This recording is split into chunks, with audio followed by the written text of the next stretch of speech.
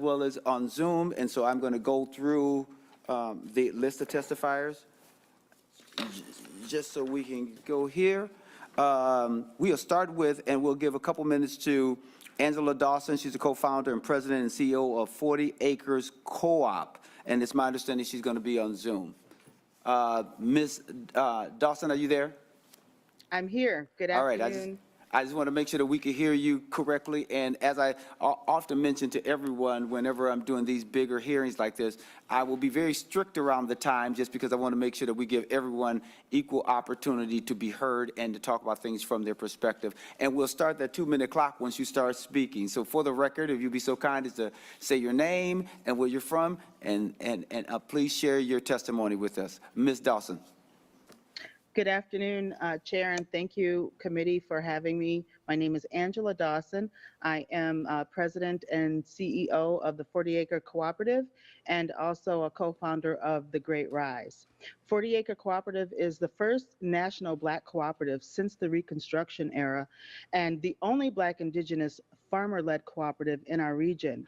We create regional hubs that stimulate economic, social, and educational progress for farmers who have been left out of traditional agriculture.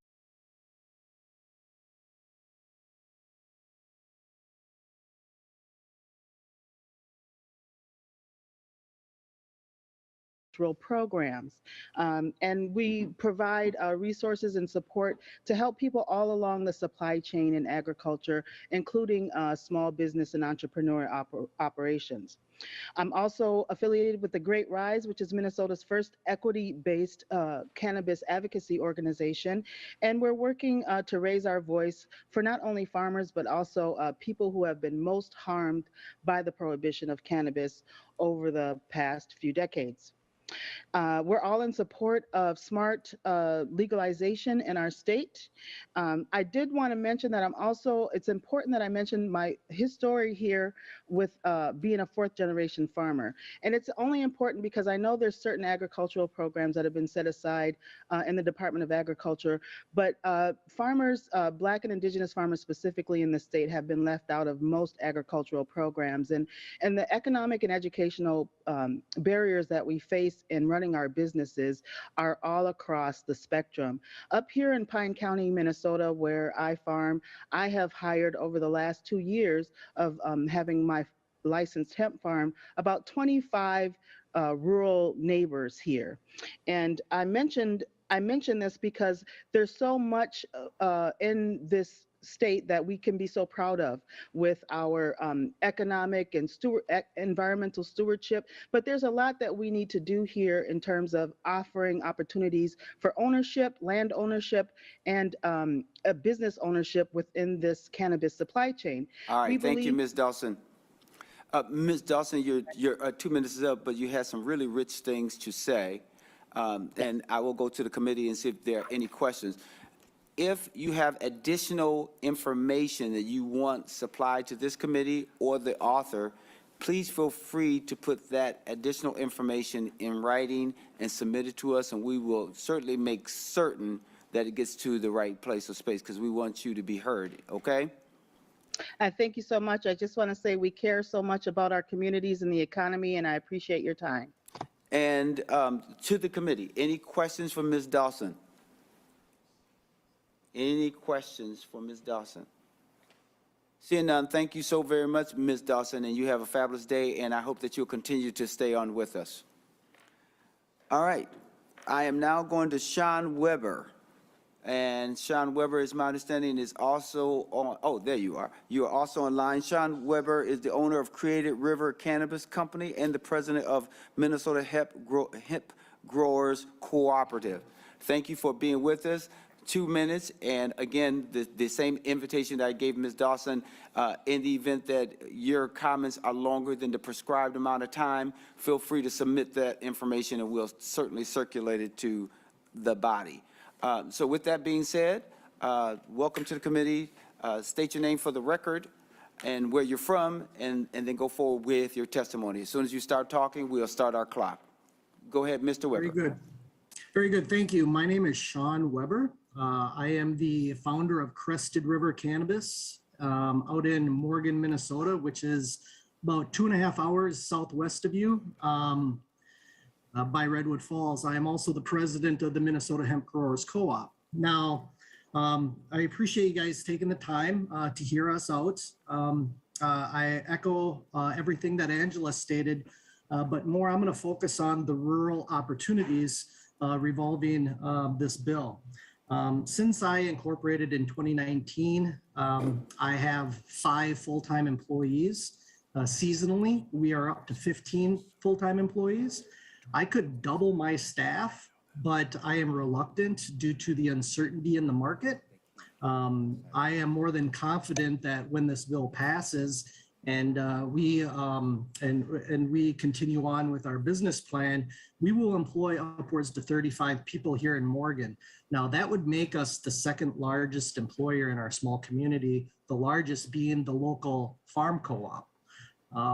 So there are a lot of opportunities out there for jobs, even though we are one of the lowest unemployment states in the nation. It's fascinating the number of calls I get for people looking for work specifically in this industry. So with the passage of this bill, there'll be a significant economical opportunity in the rural parts of the state, as well as increased employment. But furthermore, it's going to significantly help destigmatize any and all issues that we have on the true grain and agricultural side. We have a lot of interested row croppers, but they're very hesitant simply because of the status of cannabis as a whole. So that's what I wanted to share with the committee today. I will yield my time back and be available for any questions. Thank you. Thank you so much, Mr. Weber, for that information. And again, if you want to put anything in writing, certainly feel free to do that. We sincerely welcome that. Mr. Chair? Senator Nelson. Thank you. If we have questions for the testifiers, would this be the appropriate time? It would be. Okay, Mr. Chair. Senator Nelson. Or our previous testifier. Absolutely. And I did state that, so make sure that you feel free to ask questions, because I'll ask right at the end of their testimony, and then you can certainly ask questions. And I see that we have a couple questions. Senator Nelson. Thank you so much, sir. I was listening to your testimony about the destigmatization by legalizing marijuana and how that might help with some of the agricultural issues regarding, I believe you said, croppers who might be more likely to grow a marijuana crop if it's not an illegal substance. But my question is, it still remains Schedule I substance with the FDA, the Federal Drug Administration. So my question is, how would that, just taking it off of the Minnesota's, making it legal in Minnesota, how would that impact all of those potential growth or ag customers or growers who would still be under the federal government's ruling that this is a Schedule I addictive substance? So, Absolutely. so to the testifier, and then I'm wondering if the author or someone else might be able to answer that question in the event that a person wants to answer that as well. But Mr. Weber, go ahead. So I just want to make a slight clarification. I conflated 2 subjects. One is hemp and the other is marijuana. The legalization of marijuana at the state level will help the row croppers substantially in their interest in growing hemp as a product. And so we're talking about agricultural hemp and the legal status of cannabis or marijuana as a whole. There's a lot of farmers that are hesitant to even grow hemp, regardless of its legal status, simply because it's compartmentalized with marijuana. Follow up? Okay, you okay? Senator Putnam. Thank you, Mr. Chair. In the context of rural economic development, I think my question is likely for Mr. Weber, but Ms. Dawson, if you have insight as well, I'd love it if you could share.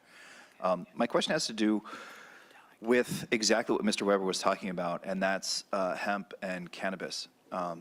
in talking with a fair number of farmers, there's some confusion or concern about this bill having a different effect on hemp farmers versus cannabis farmers. I know that people are working these things out, but as long as you were here, could you provide some insight about the impact on rural development and agriculture from the perspective of both and a cannabis and a hemp farmer? Senator Port, or would you like Mr. Weber? Senator Putnam, would you like that? Who are you directing that question to? Likely to Mr. Weber, but anyone Okay, else who wants that's to fine. talk about it, that's cool too. Mr. Weber, to the question. Well, we anticipate that the agricultural opportunity is significant, and the big part of the issue is the overall confusion. If we go back to when hemp was initially legalized for agricultural product in Minnesota, we had a significant influx of interested farmers. Unfortunately, they failed miserably simply because they didn't understand the varying genetics and output potentials of the crop. So there is a substantial opportunity, but there is going to be a learning curve. Now, we have a large number, over 100 current hemp farmers. They're all, I should say, up to speed, if you will. But if we were going to see another wave of interested hemp farmers, we would ask them to pump the brakes to make sure that they understand what they're about to do and what they're getting into. Just because of the various aspects of this plant, it's a very complex plant, thus a very complex subject. Thank you. Senator Drahan. Oh, Senator Putnam, do you have a follow-up? I do, Mr. Chair, thank you. So, no, it's fine. So, Mr. Weber, is it safe to say that as a hemp grower, you support this bill? Senator, Mr. Weber. Yeah, I support this bill 100% for both the marijuana component of it, but more importantly, the acceptance of hemp mainstream. Thank you, Mr. Senator Weber. Drahan. Thanks, Mr. Chair. Thank you, Chair Champion, and And is your mic on? it is, but I don't, can you hear me? Hello? It's very low. Is that good? I'm sorry. I think Senator Port did it. I would never. Yeah. Members, and I think Senator Port, this would probably be to one of the testifiers. You know, we've worked on hemp for a few years, and a lot of farmers invested a lot of money trying to grow that industry. And I know the popularity of CBD products has increased and taken off. But while we were working through that process, you know, one of the things that I think was concerning to some growers is controlling cross-contamination. And if we legalize marijuana and hemp, is there anything in this 305-page bill that would help protect farmers who have invested, in some cases, millions of dollars in their crop of hemp or marijuana, and with cross-contamination or cross-pollination, you know, that could destroy their crop. So is there anything in here that would help alleviate that? Senator Port. Thank you, Chair Champion and Senator Draheim, and perhaps the growers can weigh in on this as well. That is something that we'll talk about more in the Agriculture Committee. I will say that there are guidelines and standards and studies put in this. I will fully admit I am not a farmer and not a grower and do not understand the cross-pollination pieces, but it is something that we are definitely thinking about, having conversations about, and particularly as we continue to have the conversation about the hemp industry and ensuring that not only do we protect the current hemp industry, but that the new population of farmers and growers that we expect to enter this industry get the education that is necessary. Much of the concern that we heard around the hemp industry when it first started was, as Mr. Weber stated, because it was new folks entering the industry, and so they didn't know the concerns exactly about cross-pollination, about contamination, things like that. There is significant investment in this bill to make sure that the new generation of folks that we hope this bill will help enter the industry, particularly from communities who have been hurt from prohibition of cannabis, will have access to that information and education prior to starting their farms, so that it won't be something that they have to learn the hard way, but something that we really invest in making sure they understand as they're getting into it. Perhaps Ms. Dawson and Mr. Weber have additional comments. Mr. Weber or Ms. Dawson, do you have any additional information that you want to weigh in on briefly? Ms. Dawson. Yes, thank you for the question. Senator Champion, I wanted to say that my guess is that, like all of the other crops that Minnesota farmers grow, is that we're going to see some regionalization in certain counties and certain areas of growers who specialize in certain crops. And that you'll find farmers who are marijuana farmers in particular don't like to leave those crops open in open fields. So, and there's other kinds of mitigating methods that we use to protect our crops. But I think especially it's going to be important for farmers to get the right education before they decide to invest so much in those crops. Hopefully we'll get that education out ahead of legalization so that farmers can know what resources to go to. For example, I'm in the northern part of the state. We use certain kinds of hoop house technology that contain our crops in different areas, just like, you know, in Minnesota where you have corn, a lot of corn growers in the southern part, and you have soybeans on the western part. And I think we're going to see that also with the cannabis industry. Senator Draham, follow up. Thank you, and thank you for your testimony there. You know, I guess I just caution the members here as we move forward with this. I mean, it's 305 pages or whatever so far, and I know it has multiple jurisdictions, and I don't want to take away a lot of our time here talking about agriculture and the effects, but it does kind of dovetail into what our jurisdiction is a little bit, which is jobs and economic development. And there are a lot of farmers, especially in southern Minnesota, that have invested a lot of money into hemp.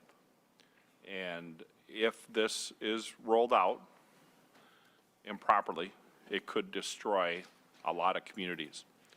So I just caution Senator Port, as you move forward, we have to unpack some of these issues with the agriculture end of it and move forward. But if I could ask one more question. Thank you. Senator Draham. And I, to be honest, Senator Port, I have not read the entire bill yet. Is there anything in here that addresses the banking issues that have plagued Schedule I drugs? Senator Port. Thank you, Senator Champion and Senator Draheim. This bill does not prescribe new banking laws. It is a bill simply to legalize the cannabis industry here in Minnesota. There are significant conversations going on, particularly with our credit unions and whatnot that have state charters rather than are federally regulated. But that is not included in this bill. I expect there is other legislation that will happen around that, and there are certainly conversations about who will get into it, but it is not addressed in this bill. Senator Draham, follow up. Thank you. And thank you, Senator Port, for your answer. And members, once again, I caution that we are headed towards another savings and loan type issue if we do not figure out, or if the feds do not act on this subject. I think the other thing that I think the misperception is that we're going to collect a bunch of taxes on a cash crop that is cash, because it is illegal to put funds in any federally backed bank. So once again, I think it is a little premature to move this bill forward, and I hope members are aware of that issue as we move forward. Thank you. And members, just a gentle reminder, I don't mind us having a little flexibility around what we're talking about, but I want to make sure that I keep us as focused as possible on what's under our jurisdiction, but I'd like for you to know a little bit about what is going on. So before I get to you, Senator Housley, Senator Nelson had her hand up first. Oh, Senator Nelson. Thank you, Mr. Chair. Well, to your point, exactly, I was looking at Article 3 and kind of the CAN startup grants and the financing grants and the navigation grants and the training grants. And that's, this is the first I've seen the bill. I just want to know one brief thing from you, Mr. Chair, and then a couple questions for the author. Once there are some appropriations attached to this bill, this Article 3 is really what's in our jurisdiction here. And will this be coming back to us to really do the deep dive that really this committee needs to do on these new grant programs? So thank you for that question. It will not be coming back because there are some appropriations already attached to it and cost. And once we get through some of our testifiers, we will just ask the department to come up, and I believe that we have Devin Baldry that's here, just talk about those programs that are under our jurisdiction and the money that's been allocated, if that it will cover the cost for doing the work that is prescribed under the bill. Mr. Chair.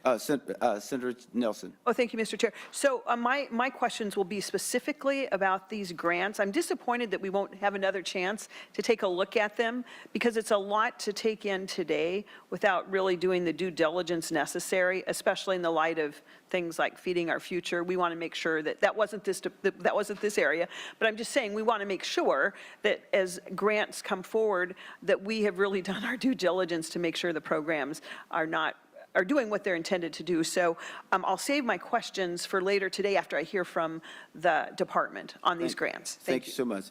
Senator Housley.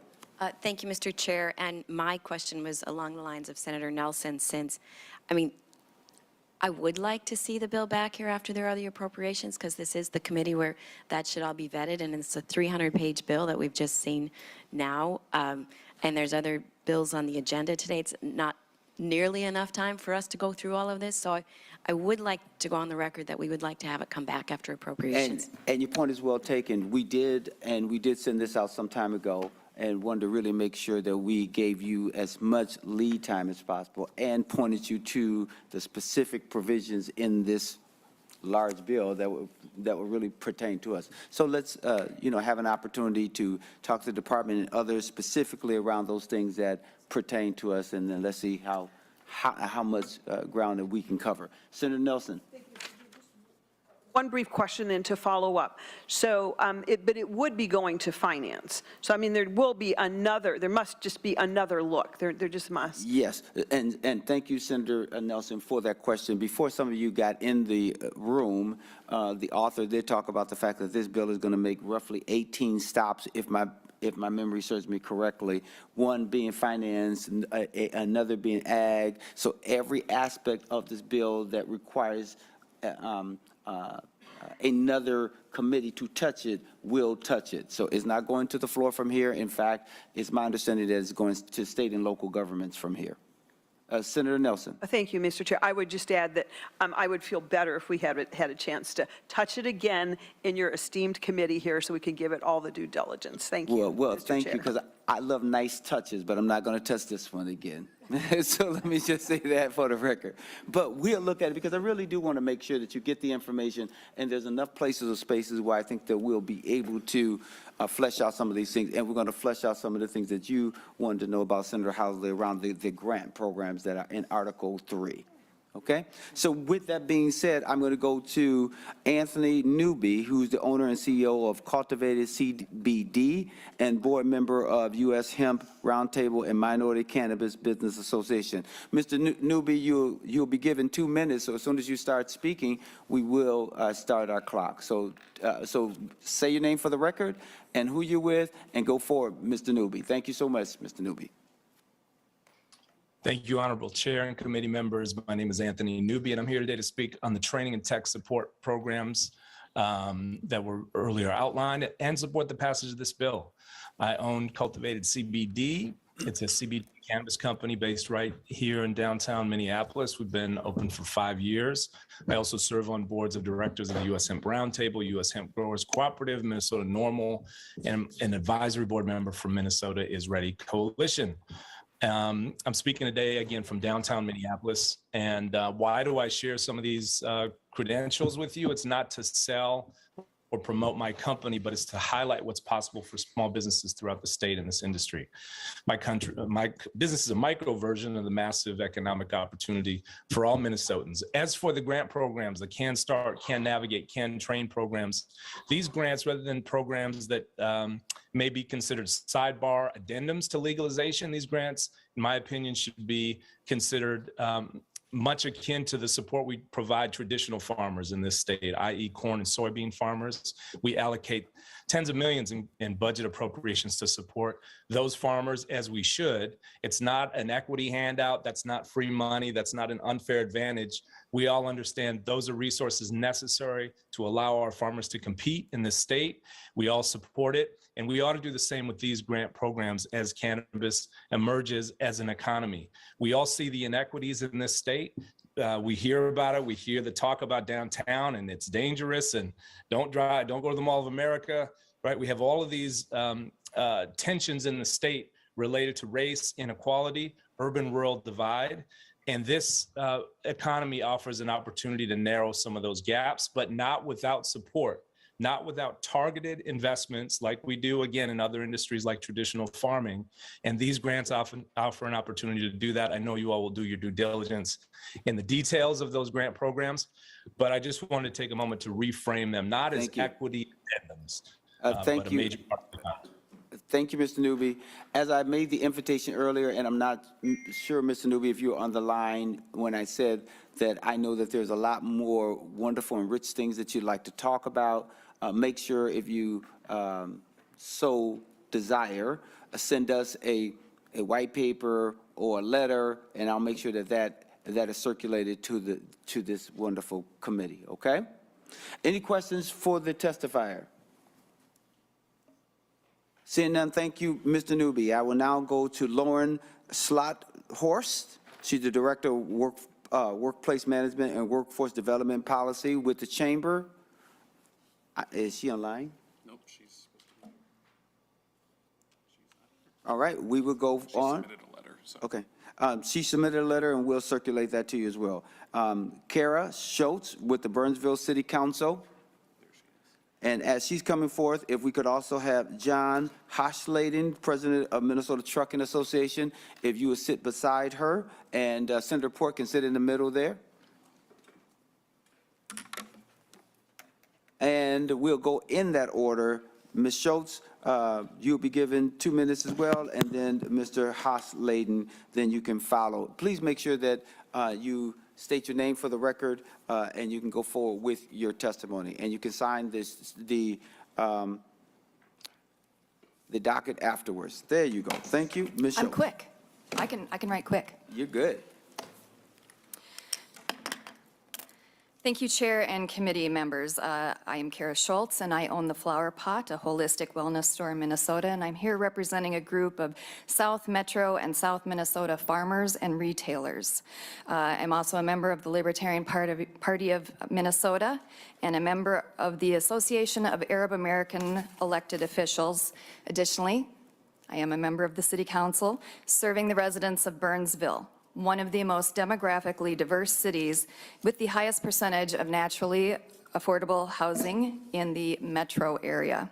I'm supportive of the work of this committee to provide economic opportunity for our cities, our businesses, and our residents, because I know in my role as city council member how important training and grants are to existing and new small businesses. And I'd like to offer suggestions for how to improve the bill, specifically areas where the bill impedes the areas of creation and economic development.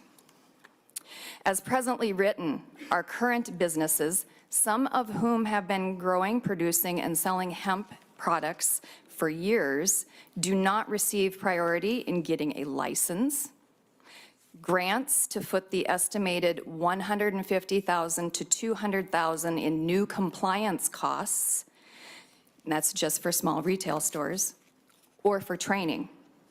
Arbitrarily putting current businesses out of business is not good economic development. Our current businesses are good community partners, they're members of the chamber, and they are families living in our community and our residents and neighbors. If this bill wishes to require small family retail stores to have industrial ventilation systems, a minimum of 3 employees on duty, secured rooms, a $50,000 security system, airlock entries, and the list goes on, then I ask that current businesses receive priority on licensing and grants to cover those excessive requirements imposed on them by the state, with Thank the you, Ms. same available to Ms. our Schultz. new businesses. Ms. Schultz, thank you so much.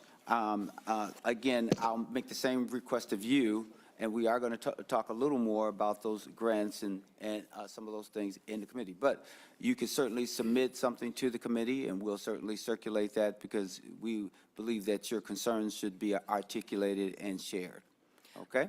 I do appreciate that, and I do have markups on the copy that would allow for removal of some of those requirements so that you would not have to provide those grant monies directly to businesses. Where Okay. would you like me to leave them? One of the pages, we'll come over and get that, and we'll make sure that we circulate that information. Any questions for Appreciate Ms. Schultz first?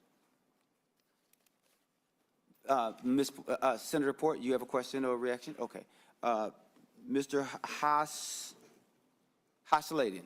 Thank you, Mr. Chairman. I'm John Hausladin, President of the Minnesota Trucking Association, here to testify in opposition to Senate File 73. We fundamentally believe that Senate File 73 will have a negative impact on our workforce. Minnesota currently faces a shortage of 8,000 professional truck drivers, while the national shortage is 10 times that number. Per federal regulation, truck drivers are prohibited from driving while under the influence of any Schedule I drug. Truck drivers are subject to drug testing, including pre-hire, random, post-accident, and return to work after completing a rehabilitation program.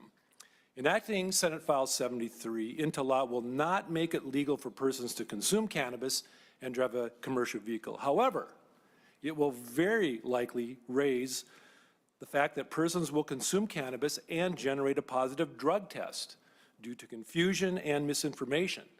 And if they have a positive result, they will be relieved of duty, and the odds of that person ever driving again are very low. So let's look further down the road. A person who becomes a recreational user of cannabis under this law may not want to be a truck driver today, but in the future they may. And the cannabis lifestyle will make it nearly impossible for them to ever successfully pass a pre-employment drug test. Does this happen? Well, unfortunately it does. We are already seeing in CBD, which in theory should have no THC, people have popped positive. Bad products do make it to the market, and truck drivers have lost their ability to drive while buying what they believed was a safe, legal product. I have a member with fleet operations in Minnesota and Colorado, and this member reports that their ability to recruit new drivers in Colorado has become significantly harder due to one issue: cannabis. The applicants simply can't pass the pre-employment test. And a long-term view suggests that our already significant driver shortage will only grow worse if this becomes law. But think about it. This impact will be likely the same on every transportation mode requesting DOT drug testing. Airline pilots, railroad engineers, barge captains, and yes, even Metro Transit drivers. All right, Mr. Hasladian, thank you so much. I know that you have some more that you would like to read. I make the same offer to you. If you have something, some additional information, you can certainly share it. But let me pause and see if we have any questions for the testifier. Senator Pratt? Thank you, Mr. Chair. Mr. Hausladin, you mentioned the impact of not being able to get enough drivers and other transportation workers. In fact, I believe it was the Society of HR Managers, otherwise known as SHRM, did a study where failure rates have gone from 35% up to as high as 71% in some of these states. But my question to you is, if there's an accident, are the drivers drug tested? And if they've been on cannabis, what does that mean? Mr. Chair? Mr. Hasleden? Senator Pratt, yes. If there's ever an accident, the driver is tested. It's mandatory, and then the results of that test are revealed, and if cannabis is in the system, they would identify that. Follow up, Senator Pratt? Thank you, Senator Champion, Mr. Hasleden. So it's fair to say that we could, so there's only a pre-employment test. Is there any ongoing testing? Because my concern is, I'll just admit it, I was randomly drug tested on a regular basis when I was in college. We weren't allowed to use marijuana, cocaine, any of that. And I was randomly drug tested on a regular basis. Is there any random drug testing that goes on to ensure that if there is an accident, a driver, a railroad worker, a pilot won't have cannabis in their system? Mr. Hasleden? Mr. Chair, Senator Pratt, yes. So anyone who is DOT mandated to have tests is subject to pre-employment, random, post-accident, and return to work if they are gone through a rehabilitation program. And the thing I would like to add, the challenge of this is most transportation businesses, companies have DOT-required employees and contractors and non. And we think one thing that should be allowed by employers as a job issue is to be able to do the same test across your entire workforce so that it's an equitable testing protocol, which would include pre-employment and random, which is not uniformly allowed in the bill right now. And I think one other thing I'd add, Mr. Chair, again, in the purview of this committee, there are a lot of reports that this bill requires, but it is seriously weak on the downstream employment impacts. So I think it's going to do a good job of tracking how many businesses were started and how many employees were added and how many grants were given. Those are all business development. But there is very little that says, but what happens to existing businesses, to productivity, to absenteeism, to workplace accidents? I do think an important place to strengthen this bill is tracking that as well, so as we go down the road, if this becomes law, that we have the full picture. Senator Draheim? Thank you, Chair Champion, and thank you for your testimony. I think Senator Pratt started down the same kind of line that I was going to go on it, but, as employer, one of the main things we kind of are upheld to is our insurance, because we can't operate without our insurance. I've worked in industries where we had a lot of over-the-road employees and understand the random testing that goes along with that. But can you just touch on how the insurance end would factor in to most businesses? And Mr. Hasleden, it's going to have to be really brief because that's outside the committee's purview, but I wanted to make sure that he at least is given an opportunity to ask the question. So briefly, Mr. Hasleden. Yes, Senator Champion, Senator Dram. Fundamentally, any accident that happens impacts your insurance. If there is any incident of being impaired while that happens, liability risk goes up, the odds of your premiums going up, and the possibility of not being insured go up. Senator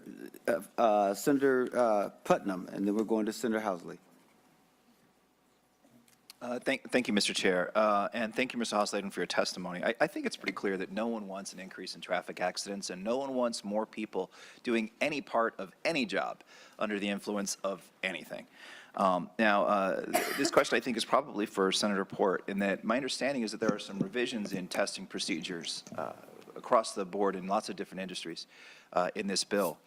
Would you be willing to sort of explain at a high level what some of those changes are and what the status of what these changes would be relative to prior testing regimes? Senator Port, to the question. Thank you, Mr. Chair and Senator Putnam.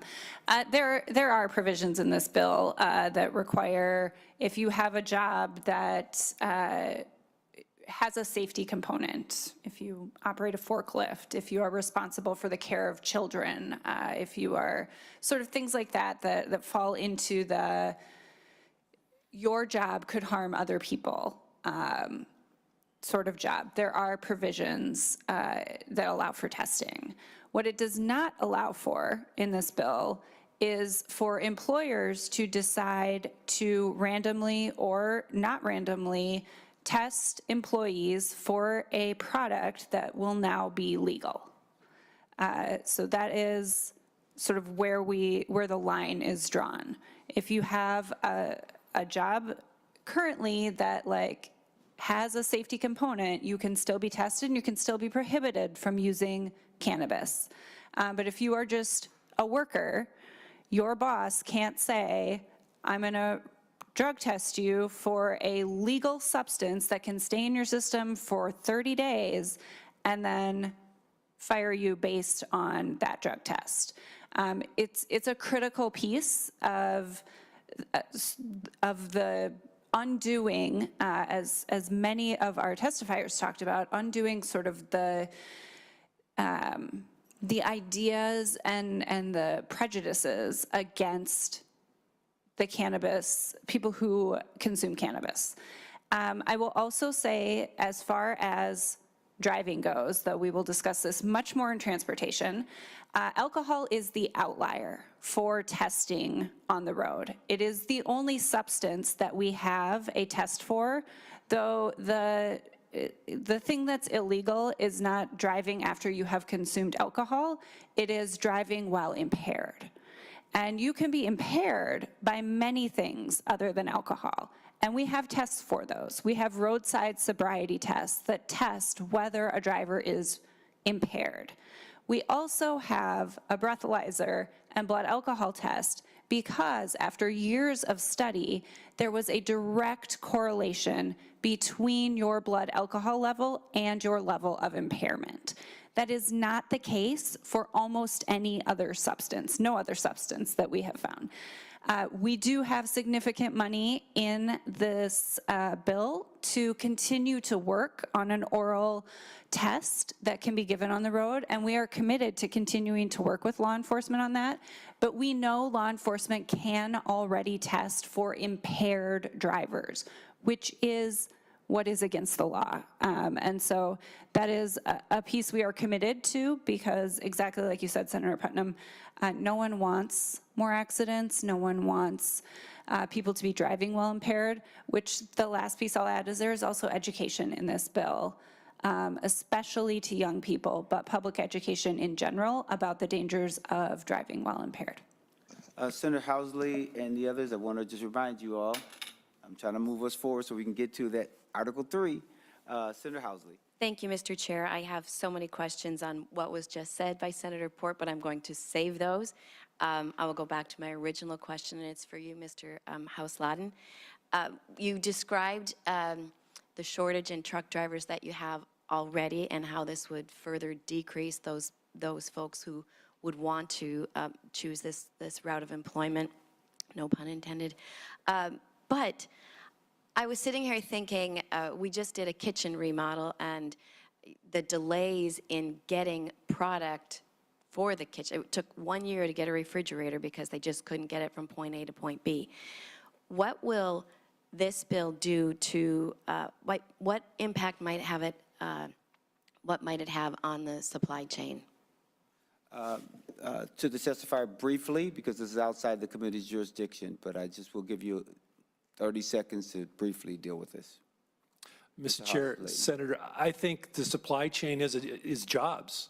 People being at jobs, present at jobs, productivity. And so if productivity is reduced, if people are absent, the piece to create the thing that gets delivered to you is going to be impacted. The supply chain is very flexible and it's very fragile. Senator Nelson, briefly. Yes, thank you, Mr. Chair. Well, a question for Senator Port, thank you. I was going to give you your first name, Senator Port. Briefly, but then to the testifier about the trucking industry. So just Senator Port, just one brief thing.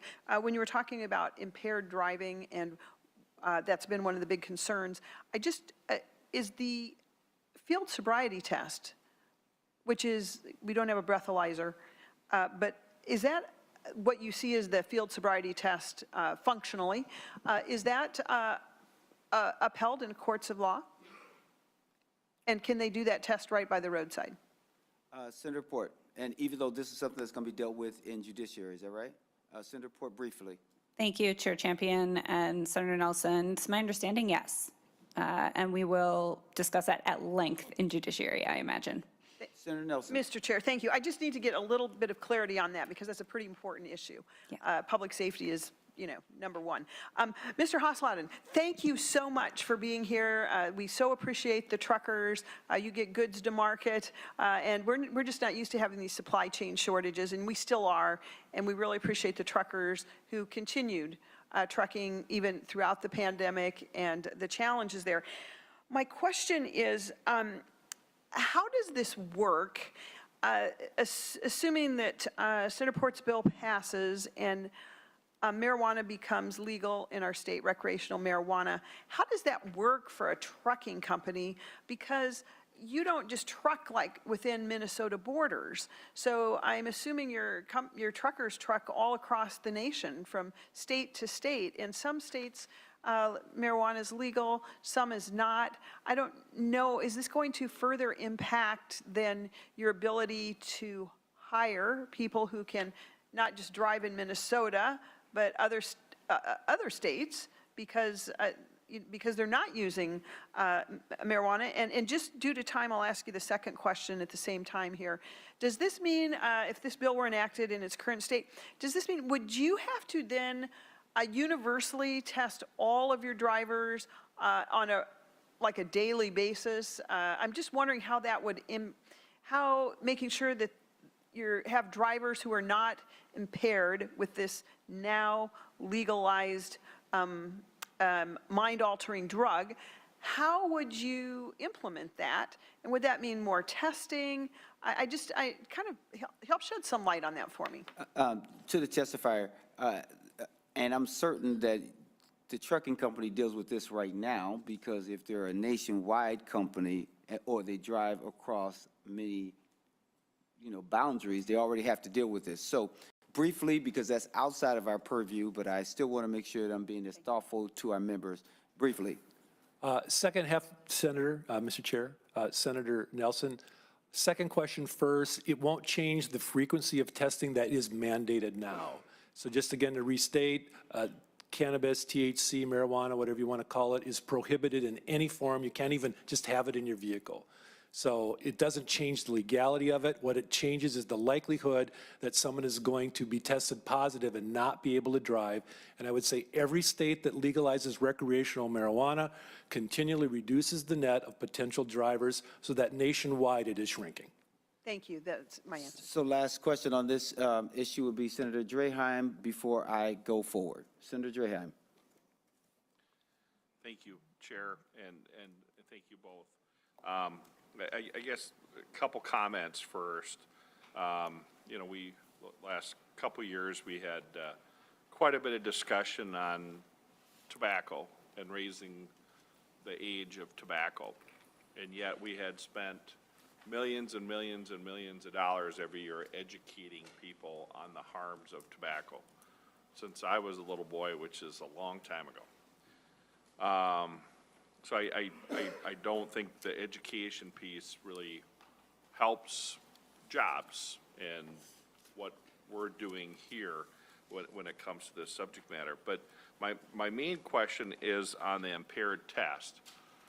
So if there is a test out there, do you know the name of it? Because I think, my friends that own other businesses would like to become familiar with that test. And is this test proven in the judiciary system? Senator Port, briefly to that question, because that's something for the judiciary to deal with in real time, but I want to be respectful of my minority lead. Thank you, Chair Champion and Senator Draheim.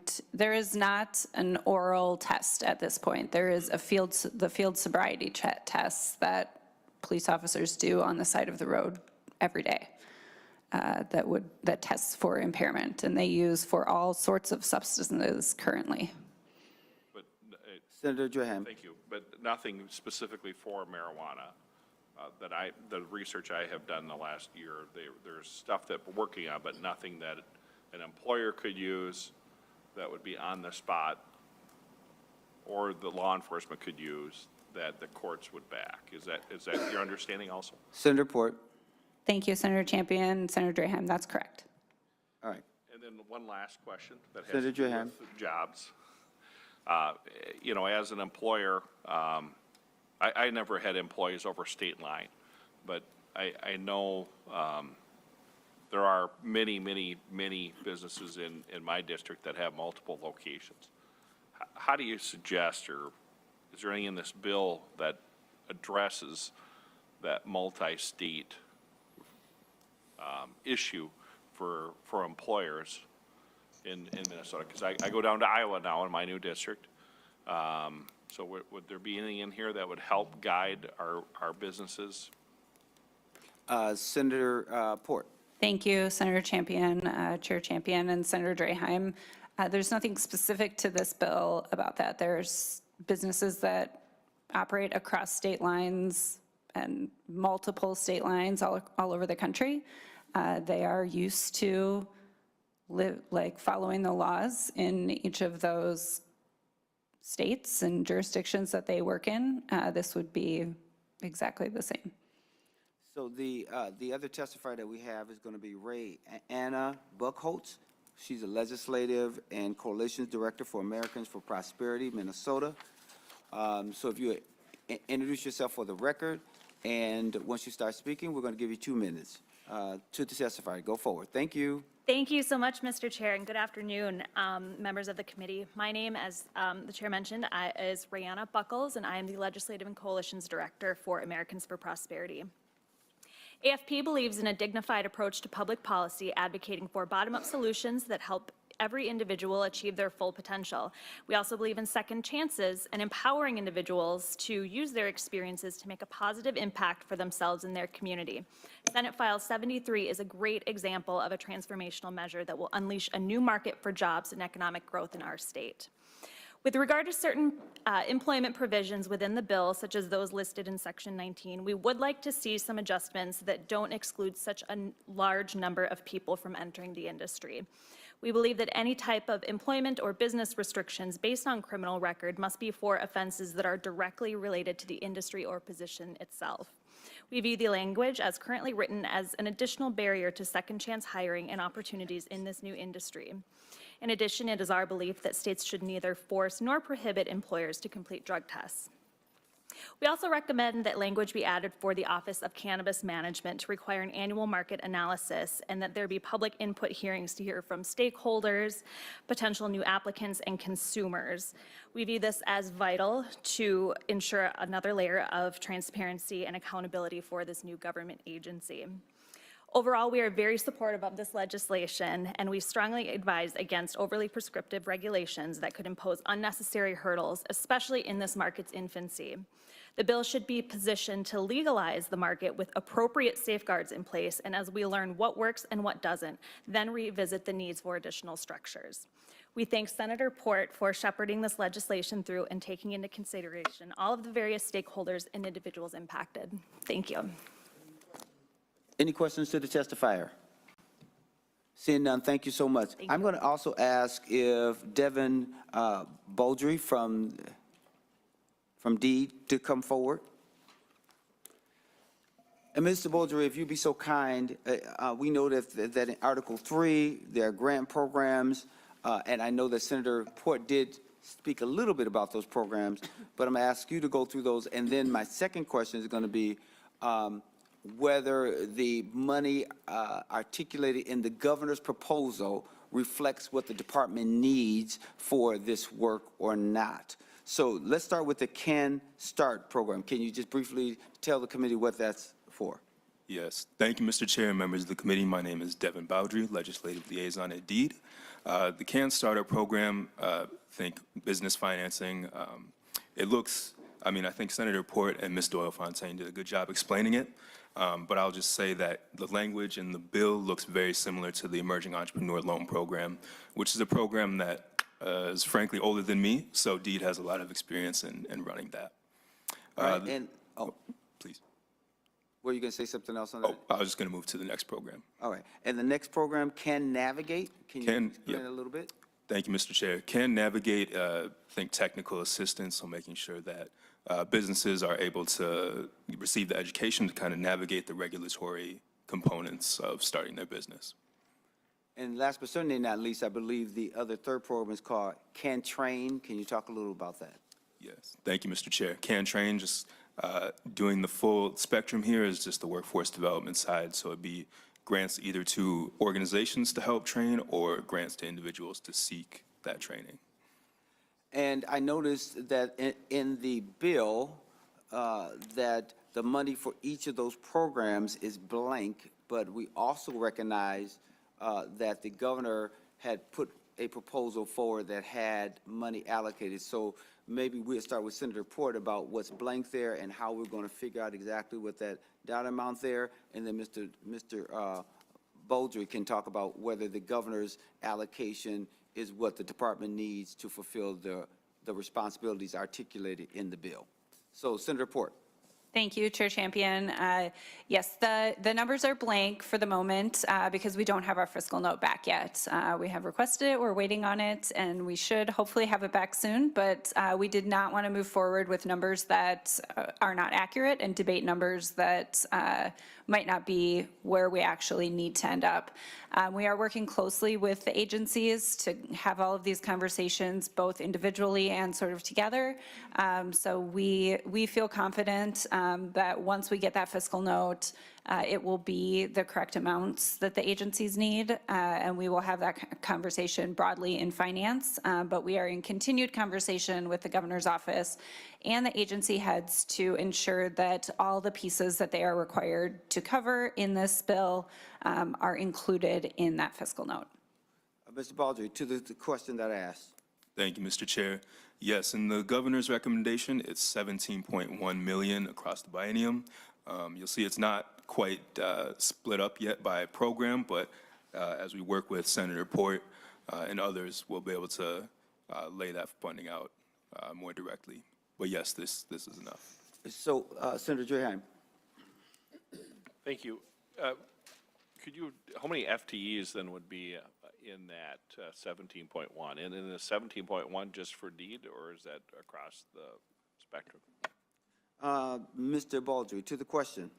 Thank you, Mr. Chair and Senator Draheim. I would have to get back to you on how many FTEs, but 17.1 is the total across all three programs, just for deed.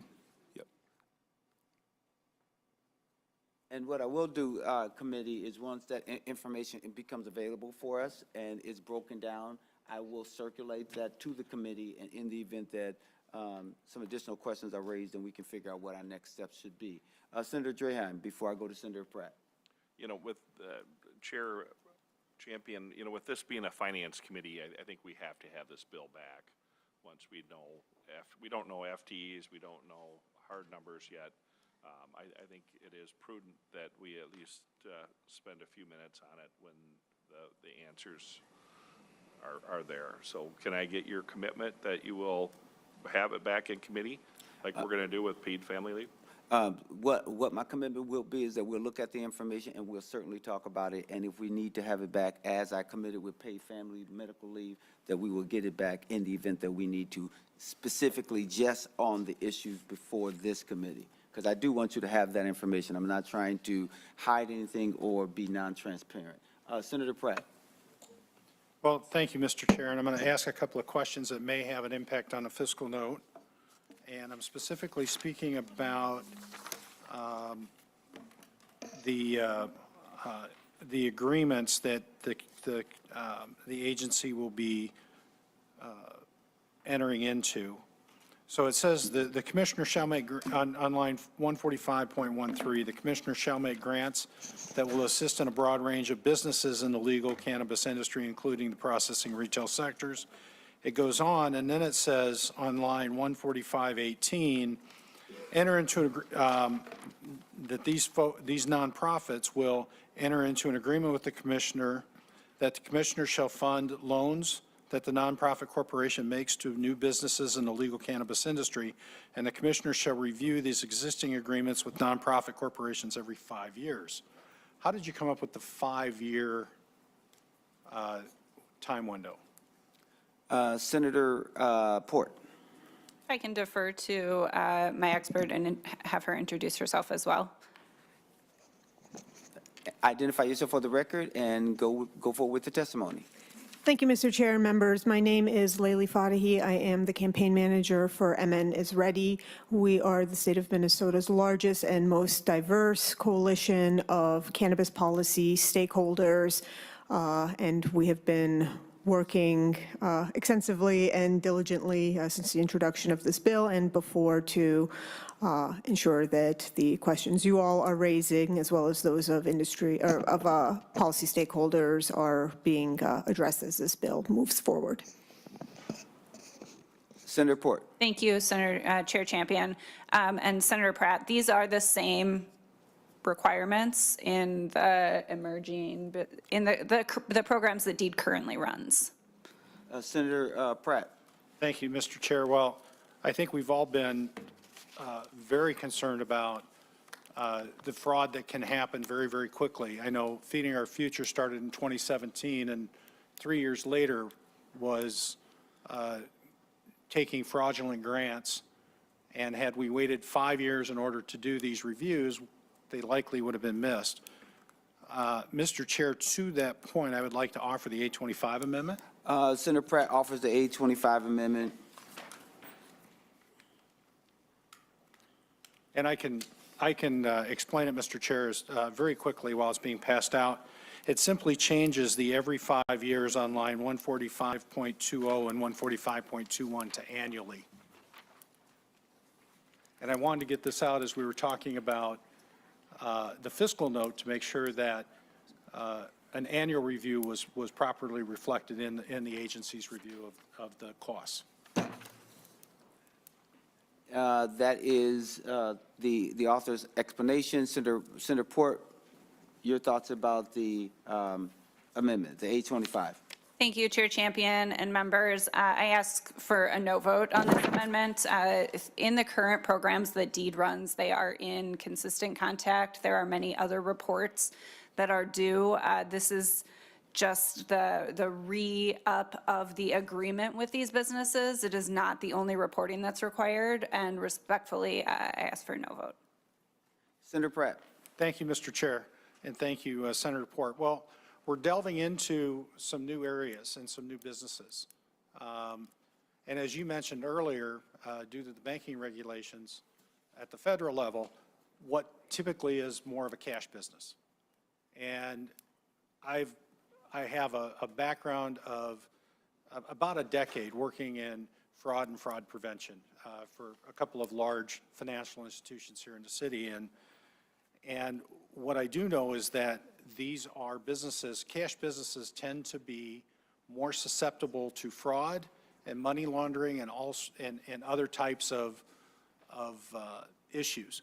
While I think it might be appropriate for long-standing nonprofits to be reviewed every 5 years, I think when we're talking about a brand new section of law that has, one, been deemed illegal for decades, two, is predominantly a cash business, and three, given what we've seen most recently with CCAP and Feeding Our Future, we should be looking at these businesses more and these nonprofits more regularly. We can always come back and reestablish it at 5 years, but we get one shot to take a look at these new applicants to determine whether or not they are legitimate and they're doing business in a legitimate way. And I think it gives the department an opportunity to practice and refine the procedures for doing the audits and reviews on an ongoing basis. So I think I was hoping this would be a friendly amendment because it's really so common sense that we don't want fraud and criminal activity to go undetected with state funds being lent out. All right, Senator Nelson, and then I'll go to Senator Putnam. Thank you, Mr. Chair. And I wanted to speak to Senator Pratt's amendment and again ask that this be adopted for all the reasons that he so eloquently stated. But in addition to that, we are not only dealing with a cash business, a new business, we must not forget that this is illegal under the federal government. It is a Schedule I drug. It will remain a Schedule I drug. We don't know for how long, but it currently is. And I think that that in and of itself is reason enough, because of all of the connections that could be made there, because it's such a new industry. And I must say, I'm a little concerned about us funding a new industry that is illegal under federal standards, I must say. But so I would encourage a yes vote on this very minimal, just asking for some further, some annual oversight. And I would say on Feeding Our Futures, I think it was the federal government who was monitoring that money, who saw that fraud. And thank goodness they were watching that. But I think we need to be watching here in Minnesota. So I would ask for a support of Senator Pratt's amendment. Senator Putnam. Thank you, Mr. Chair. There is a potential intersection with corollary industries, I suppose. I mean, clearly this is a radically different circumstance than Feeding Our Future. But are there other businesses or other industries that require similar reporting? I guess this question is for Mr. Beaudry. In terms of deeds, reporting with other industries, other things. Clearly it's a little bit different because of the cash factor. But what would the impact be on deed to require a yearly versus a 5-year reporting experience? I'm sorry. Are you okay? I'm sorry, I didn't mean to step on you there. Mr. Beaudry, to the question. Mr. Chair, Senator Putnam, the 5-year language is language that mirrors the Emerging Entrepreneur Program, so that's how we usually do it. We're, with all of our grants, with all of our loans, we're always in constant communication with these partners. We're always doing administration, site visits, various things to administer. All right. Senator Draheim, to the motion before, and then Senator Pratt. Thank you, Chair Champion and Senator Pratt, for bringing this motion forward. You know, I don't think it's been said directly, but you know, I'm a little concerned about organized crime a little bit in this area, at least initially. And I think it's, once again, good governance to have some reporting. So I'm a strong yes on this amendment. And after a few years, if we need to push it out, we definitely can come back and do that. And then I think we should roll call this one, Chair. Roll call has been requested, roll call granted. Senator Pratt. Well, thank you, Mr. Chair. Thank you, Mr. Chair. And before I make my closing comments, I also was going to ask for a roll call and request that the results of the roll call be printed in the journal. Request granted. Any additional I questions? believe it takes 3 hands. Oh, well, that's why, well, I knew at least your 3 hands were going to be. Mr. Chair. So, anything else? Yes, Mr. Chair, I want to refocus the discussion here a little bit to correct my colleagues, Senator Putnam and Senator Draheim. I'm not asking for a report. What I'm asking for is a review of the agreements with the nonprofit corporations and allowing, if there's something wrong, the commissioner to terminate the agreement. And let me just talk about what some of those reasons are, Mr. Chair. It makes sure that, I'm getting my pages mixed up here, excuse me. The nonprofit has a board of directors that includes citizens experienced in business and community development, new business enterprises, and creating jobs for people facing barriers to education and employment, that they have the technical skills to analyze projects. They're familiar with the available public and private funding sources and economic development programs. They can initiate and implement economic development projects. They can establish and administer a revolving loan fund. Mr. Chair, they work with job referral networks to assist people facing barriers to employment. They establish relationships where long-term residents are eligible for social equity, to be social equity applicants. Mr. Chair, these are all things that go to the integrity of the program. This is not a report. They're not reporting back to the legislature.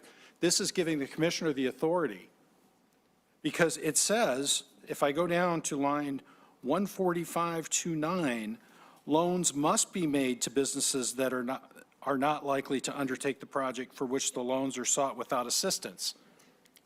Must is a very high bar. Must does not say that there's a decision point that the commissioner has. Must says that they must, in fact, honor that request. And if we're going to force these loans to be made, then we should make sure that on a more frequent basis, and I would say annually, that those programs are being reviewed to find out who those loans are being made to.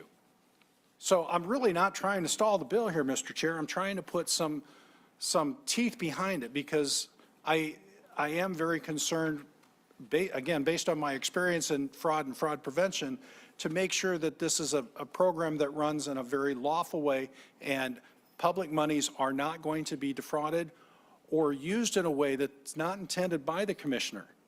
And the only way we can do that is by doing a review. Thank you, Senator Brett. Mr. Baldry, didn't you say that reviewing agreements continuously is already a part of the process, or at least a part of the process for the program that you modeled this program after, or did I misunderstand that? Mr. Chair, no, you have it correct. And sometimes we do renew these agreements earlier. With Emerging Entrepreneur, we've done it after 2 years before, so up to 5 years is pretty standard. Senator Port. Thank you, Mr. Chair. A few things I want to clear up. First of all, these are loans that are run through nonprofits that do this work already in a bunch of industries. There might be new ones that emerge, but these exist already. They are not loans that are going to be given directly from deed to the businesses, the cannabis businesses. They are to a nonprofit that helps these businesses get started. So I want to clear that up for one. Two, as Senator Pratt pointed out, these are not studies. There are studies in Article 1 of the bill. I encourage you to read that at some point, or I'm happy to talk through it with you. It is not sort of relevant at this moment, but there are significant studies that are required consistently every year. Third, licenses of the businesses that will be engaged in every single part of the cannabis industry. There are 14 different kinds of licenses at this point, are annually required to be renewed annually. So there are many checks in many different places. To Senator Pratt's point on 145.29, that is not saying that that loans must be given. It is saying who they must be given to. The loans must be given to businesses that are not likely to undertake this industry without the loan. It's not saying that you are required to give the loan. It's saying if you are giving a loan, this is whom you must give it to. So again, respectfully ask for a no on this amendment. Thank you. All right. Senator Pratt, briefly. Thank you, Mr. Chair. And thank you, Senator Port. And you touched on a couple of the issues that I have concerns with. You know, if we were talking about guaranteeing these loans through the financial system where it is highly regulated. In fact, many of our banks have regulators on site continuously. You know, I know many of our larger banks have OCC, FDIC examiners on site year round, every day, every year. And you know, I can only look at the language on 145.29 to say that the loans must be made, not may be made or shall be targeted, but they must be made. I just believe, Mr. Chair, that when we're talking about a new industry, when we're talking about potentially new nonprofits that we have no experience with, that this is a very reasonable and necessary change, and I request a yes vote. And we understand that roll call has been requested. Just for clarity, members, 145.23 to 145.24 talks about the criteria in the subdivision applies to loans made by the corporation. So a nonprofit corporation, I just want to refocus us on that. All right, so the secretary will take the roll. Chair Champion, No. Vice Chair Mohammed, No. Ranking Member Draheim, Yes. Senator Gustafson, No. Senator Her, No. Senator Housley, Senator Pratt, Yes. Senator Putnam, No. Senator Nelson. Yes.